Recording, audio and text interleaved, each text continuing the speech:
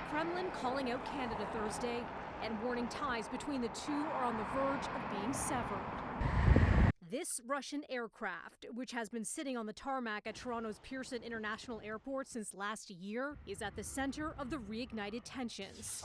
After Prime Minister Justin Trudeau announced during a visit to Ukraine over the weekend that Canada is officially seizing the Antonov cargo plane. Russia's foreign ministry now says this amounts to an attempt at undisguised robbery. The statement also reveals that Moscow has summoned Ottawa's top diplomat in Russia over the matter. As important and as massive as the Antonov itself is, its greater importance is as a first step in demonstrating that Canada and other countries are serious about making Putin and his enablers pay for the war that they've caused.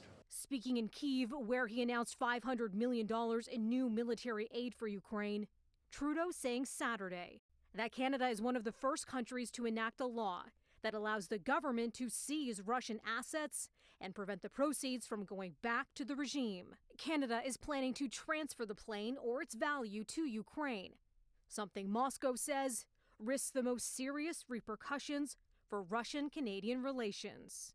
A repeated pledge Thursday of Canada's unwavering support for Ukraine, coming from Defense Minister Anita Anand, who sat down with her counterparts for the Ukraine Defense Contract Group meeting in Brussels, where U.S. Defense Secretary Lloyd Austin said the alliance of some 50 nations is in it for the long haul. And our message remains clear. We will stand by Ukraine for as long as it takes.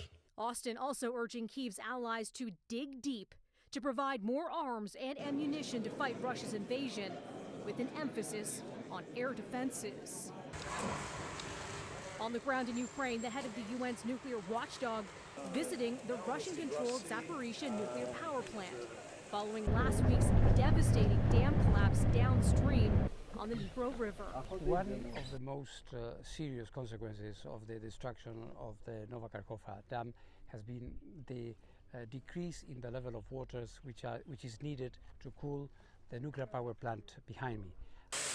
Rafael Grossi says it's essential that the water stays at its current level to maintain the safety of the site, something the International Atomic Energy Agency will be monitoring closely going forward. Melissa Duggan, City News.